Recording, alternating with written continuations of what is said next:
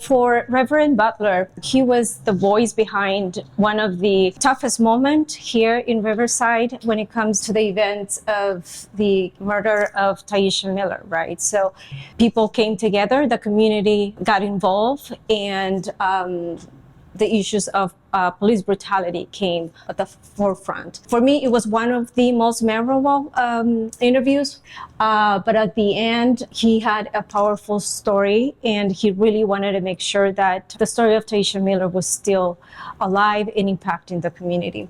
As a personal note, at the end of the interview, I broke down because his powerful story, right? So that was something that it was very touchy and very heartfelt. There's so many different stories that you can share with the community about Rose Mays, but I think some of the main takeaways were that she was the voice behind the creation of three major events in the community. One was to name one of the streets after Martin Luther King, and then there is the statue of Martin Luther King also in downtown Riverside, and there is also a school named after Martin Luther King. So that is part of her legacy. But there's a major story about racism and segregation and discrimination behind it, and how she was able to overcome all of those experiences throughout her life. And of course, the creation of this building for the fair housing that she and others put forward.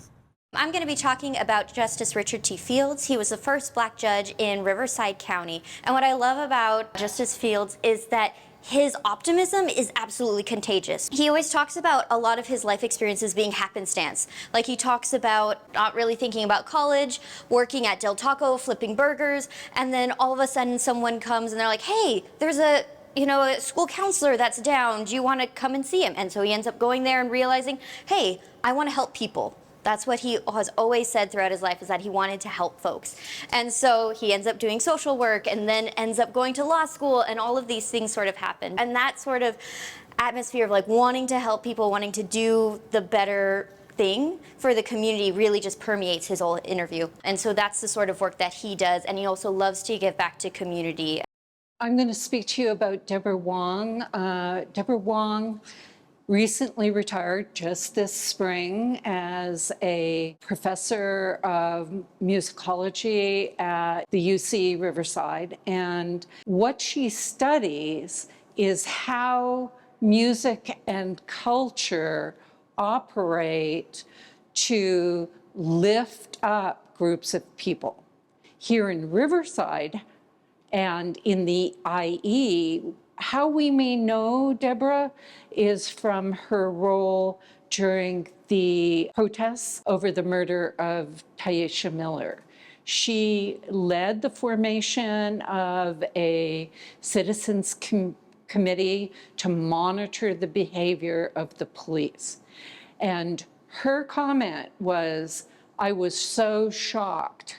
It could have been any one of my students, and I could not help but act. Robert Bland was born in Virginia and raised in the segregated South.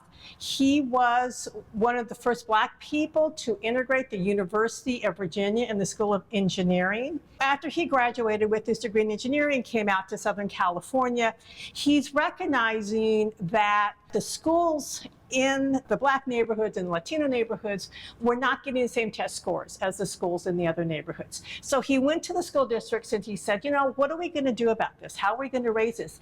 And initially he was just asking, you know, what can we do to raise our test scores in our neighborhoods? And so they tried this system for a while to try to do that. It didn't work.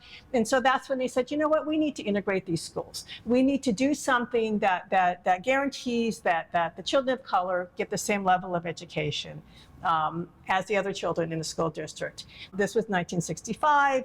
It was right at the time that the Watts riots were happening. There was a lot of tension, you know, in Southern California in general. But they still managed to work with the school district and to get the integration in place actually within a few months. And I think that's one of his best legacies.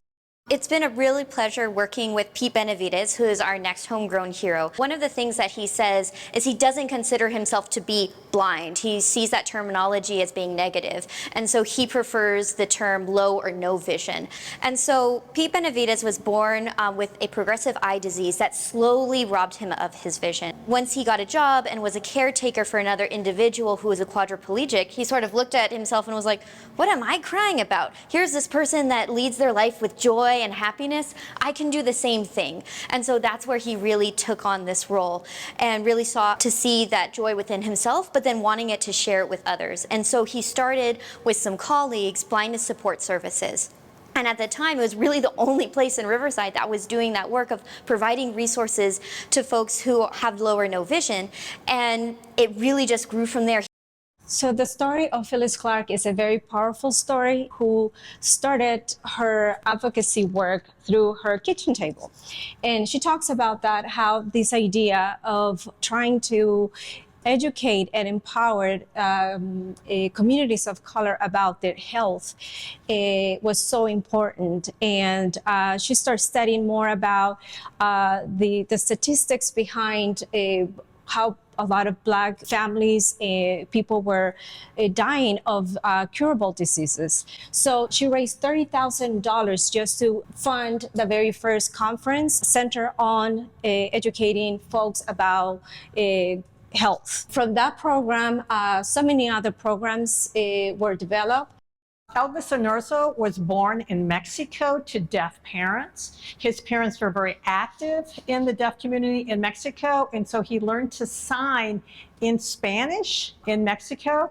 When his family immigrated to the United States, he said it was quite difficult because not only could they not speak English, they couldn't read or write English, but neither could they communicate with sign language. And that was one of the things that he is still involved in, is trying to be an interpreter between Spanish Sign Language and American, sign language. He did eventually end up at the California School of the Deaf, here in Riverside. He became very active in the athletics program, and that kind of became his passion. He does a lot of sports programs. He leads the Deaf Ski and Snowboard Association on the national level. And now he started kind of getting into podcasts with the particular focus, on athletics and community. Next, I'm going to be talking about Ben Howdigi. And what I really love about Ben Howdigi's story is that he really contextualizes and personalizes the story of the disability rights movement, and particularly the importance of the American with Disabilities Act. From the beginning of his college career, he got really into ASL and deaf culture, so he's fluent in ASL. And then he wanted to use ASL, so he started to do some work at Rolling Start, which is a disability advocacy organization. He actually was doing wider work and starting to think not just about the world and the community of disability, but also to think about healthcare for seniors. And so he merged that all together with his work at IEHP. And he's always been an advocate for those in need, and continues to be in his work.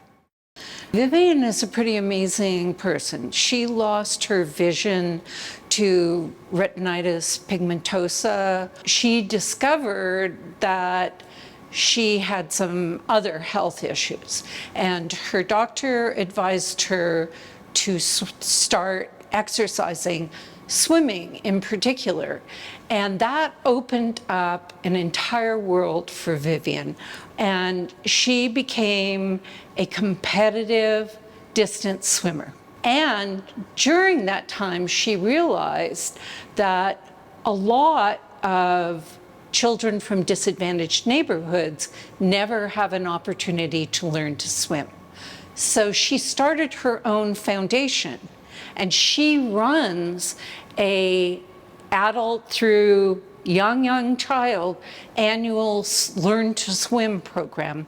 She's all about trying to make sure that drownings for small children in particular are minimized. Her activism is through taking initiatives, and she's become involved in a regional political action group called The Group, and she does many projects with them. Jane Block's superpower is that she does not see people as enemies, people who disagree with her. She just sees people as needing more information in order to come along to her cause. So she came to Riverside in 1969. And one of the first things that she noticed was that the women's movement was behind, compared to the rest of the world. And so she became involved with NOW, when she started working with children's groups, she started working with women. And then she said, you know what, we need something bigger. We need to have government institutions be involved in this. And so she gets the Board of Supervisors involved, and she gets funding for consortiums for women. She started the Women's Resource Center, the Rape Crisis Center, worked with environmental programs, Tri-Credit Conservation League.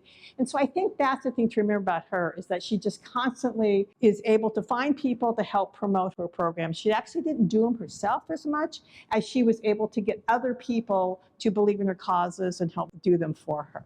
Dr. Judy White is really incredible. When you look at her resume, she's the first at most things when it comes to education. The first Black principal at Emerton Elementary School, the first person of color cabinet member for the San Bernardino City Schools, first Black doctoral graduate at Azusa Pacific, and the list just keeps going on and on and on. So she began first as a teacher and then went on to become principal and later superintendent of Moreno Valley. And she just is really incredible in terms of thinking about innovative ways to make school better. One of the things that she talks about is she wants to impact not just the lives of students, but also the lives of up-and-coming educators. And so she was getting a lot of people saying, oh, can you mentor me? Can you help me? I want to talk to you. And she's like, I can't talk to you guys all individually, but why don't we get together and form a group? And so they created this group, Mosaic. And so she really wants Mosaic to be a forum where women can support each other and really learn to advocate for themselves and make the world a better place. I'm going to be talking about Shawnee Beeman, who really is a staple of all things Riverside. She really does credit her time at Cal State San Bernardino as being really transformative. It was there that she realized and looked around and saw that there wasn't a resource center for women like herself. And so she worked with faculty and other folks to create the Women's Resource Center. But that was a really important place where she sort of got her feet wet into that role of really doing a lot of activism. And it wasn't just with the Women's Resource Center. She also was really active in LGBTQ plus rights. And so she was really active in this movement to get the ROTC to allow folks who were LGBTQ plus to enter in, even though they didn't necessarily get what they wanted at Cal State. It was really a transformative experience for her.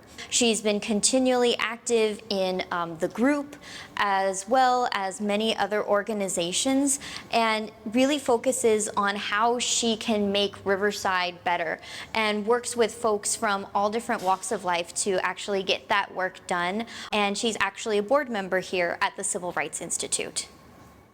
So I had the honor to interview Katie Green. One of the most inspiring moments in her life is when she makes the life-changing decision of joining the military. While she is in the service, she becomes a licensed vocational nurse, and soon after she leaves the service, she becomes a registered nurse. Now, what's so remarkable about her story is that she doesn't stop there. She starts thinking about other ways to service people, her community. And one of the things that she did after she left the service was joining forces with her sister, Rose Mays, and help found the group, as well as the Eleanor Jane Greer Leadership Academy. And then she decided to go to law school. And when we asked her why she wanted to go to law school, she realized that there were so many men dominating the space and that she really wanted to break the mold. In her retirement, she continues working with her sister here in Riverside in support and uplift the communities. Eloise Gomez-Reyes is one of the most impressive people I have ever met. She was the first Latina to open a law firm in San Bernardino. She became involved in politics, represented the region for a long, long, long time. And as a politician, her focus has been employment rights and health and human services. And this is a great example. You don't see that many legislators marching on a picket line with the UAW. She helped victims of sexual abuse at USC by allowing them to file their complaints after the statute of limitations. Everywhere she's gone, she has done things to further people's rights. And she's still working today on those kinds of issues. I'm going to talk a little bit about Luz Maria and Antonio Ayala. They are a powerhouse of labor organizing. They end up immigrating together to the United States, and they join in with Cesar Chavez's Chicano movement and the farm worker movement. But then they also start to find that there are these particular issues in the inland region. And so they end up forming their own immigrant rights group that is called TOREC. And they really wanted to build out resources where immigrants could come for legal advice, they could come for labor advice to know their rights. And they're not just interested in local advocacy, they expand this into the national level. So they were really instrumental through their organizing in the 1986 immigration bill. So we're really so grateful to have them in our community, and we were so happy to be able to interview the both of them about their work. Well, let me introduce you to Rosa Marta Zárate Macías, also known as La Señora del Canto, or the Lady of the Song. She says that she was at church and she opened the door. She never heard of who was Cesar Chavez. And Cesar Chavez came to her and said, "Do you know how to play the guitar?" And she said, "Yes." And he invited her to one of the rallies that was going to happen in that weekend and told her, "Don't forget your guitar." Cesar Chavez tells her, "Go up on stage and uplift the spirits of the people." And she remembers that she sang the song of Cielito Lindo, and she remembers how the entire crowd was so. That's the moment where Rosa Marta explains that her work with the community started, and she became the voice of the people through her songs, through the lyrics. She is also one of the advocates of the Bracero movement, those who are trying to find ways to get some retributions about the loss of people and through the Bracero program. And she continues working with the community until today. I'm going to talk a little bit about Lalit Acharya. He is one of our co-founders. He talks about coming to the U.S. for graduate school and having $20 in his pocket. In the end, things worked out and they actually moved to California for a teaching job. And so that's when he started to think about what he wanted to do to really advocate for peace. So that was really something that was important to him. But one of the things that he ended up doing and spearheading was getting a Gandhi monument on the Riverside downtown mall. And one of the big things he was in charge of was really building up Riverside Sister City program. So Riverside has many sister cities, and he worked to get one in Hyderabad, India. Was when Sendai was overtaken by a tsunami, he actually helped with the community raise an immense amount of money that was sent back to help folks. And he really talks about how through that Sister City program, they did things that they never would have expected as being Sister City related, but that they made all the difference. Let me introduce you to Ernest and June Siva. They are so important in the effort to preserve the Serrano native language as well as many of California's native languages, particularly in the Inland Empire. Together, what they really wanted to do was work on broadening the work of Ernest's aunt, Dorothy Ramon, and they created a center named after her. She was the last pure speaker of the Serrano language and wrote a book that sort of detailed all of this. And really the thing that Ernest and June focus on is how music can be this wonderful conduit of language, of culture, of feeling. And they've actually, and especially Ernest, have worked to take some of the songs that he learned in his youth and actually transcribe them in musical notation so that anyone who reads music can actually read through, sing, and learn these songs. And that was published in the book, The Voices of the Flute. But it's something that they have saved and shared, which is the motto of the Dorothy Ramon Learning Center. And spread and sang in choruses across the IE, and also have, of course, preserved in the book. I'm going to talk to you a little bit about Ofelia Valdez Yeager. When she was growing up, college wasn't something that she was expecting to go through with. It wasn't something that she saw in the future. But because of affirmative action and because of some grants that were available, she was able to go to UCR and attend. And that's where she met her husband, Lee Yeager. And they have been a partnership that has been so instrumental in philanthropy throughout Riverside. And she's been involved in so many aspects of the community, from running her kids' Little League, to being and forming the Latino Network, to also being the lead fundraiser for the Cheech. She is definitely someone who embodies that idea of intersectionality. She talks about how important it is to see role models in your culture represented. And she talks in her interview about how the work is never done.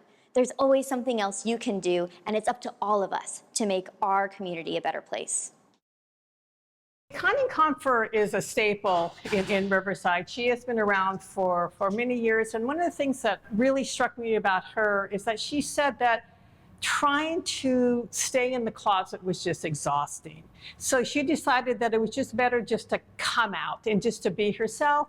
And she and her partner, Kay Berryhill, just became fixtures in the LGBTQ community. They began PACE, which stands for the Political Action Coalition for Elections. They did research on all the candidates that were running for office, and they campaigned for those that were promoting LGBTQ rights. She also worked for the city of Riverside as an attorney for many years, and one of the things that she's known for is working on the AIDS anti-discrimination ordinance, which protected people with AIDS from housing discrimination. It was a bit of a controversy. There was a group that came out against it, but based upon her legal research, the city prevailed. I'm going to talk a little bit about Gabe Maldonado. One of the great things that Gabe actually talks about is how he really sees the work of civil rights as him and others just adding ornaments to the tree of social justice. And he came out to UCR at the time where all of the Proposition 8 signs were out that were essentially trying to ban gay marriage, and that passed. And so that galvanized him to work with other UC students to create what is now True Evolution. And a lot of his work is actually focused on a newer project, Project Legacy, in which they actually opened up homes for folks who are unhoused that can come and live and work and have really a community in the space. Gabe has an incredible work ethic and has even served on committees and given speeches in DC to advise at the national level for positive LGBTQ+ policies, and continues to do that work and always says that he shouts out the IE. I'd like to talk about Judge Virginia Phillips. She was a top-notch environmental lawyer. Eventually, she rose as a judge to being the Chief Justice of the Central District of California. In that role, one day, along in the docket, came a case. The case that would evaluate whether don't ask, don't tell was constitutional. And when she issued her opinion, she got many threats. But she ruled don't ask, don't tell unconstitutional. And she says, I'm not a hero. I was just doing my job. That's one of the points we're trying to make. Sometimes just doing your job is standing up for civil rights. I'm going to talk about Representative Mark Takano. He really took us back to his childhood, and he talked about how, as a child, his dream was to become a politician, right? He really had that in him, and he pursued that at various stages of his life. First, he wanted to pursue an education, and he graduated from Harvard University, and then he became a teacher for a couple of years. While he was a teacher, then he tells the story that his students kind of reminded him that he should pursue a career in politics. So he started thinking about that. He had a very difficult road in finally getting elected, and he talks about that. And he was very candid about the way he told the story to us. So it was something that he finally accomplished, and and he became California's 41st district representative from 2013 to 2023. I'm going to talk a little bit about Benita Ramsey. Benita Ramsey had a really interesting journey. She grew up in a family of pastors. She always said she's a fifth-generation pastor, and she ended up going into academia and then really, again, finding community in a church in Riverside. And through her work with the church, bringing students in there, she ended up by circumstance becoming the pastor of Divine Truth Unity Fellowship Church in Riverside. And that's really a church that's welcoming, as she says, to people who are same-gender loving. And through that work, she's been involved with the Rainbow Youth Alliance, really involved with health advocacy and mental health advocacy for people who are LGBTQ+, working with Project Legacy. They even built a home after her because of all of the work that she's done for unhoused youth and for youth that have mental health challenges. And we also have her sash that she wore in the Palm Springs Pride Parade in 2022.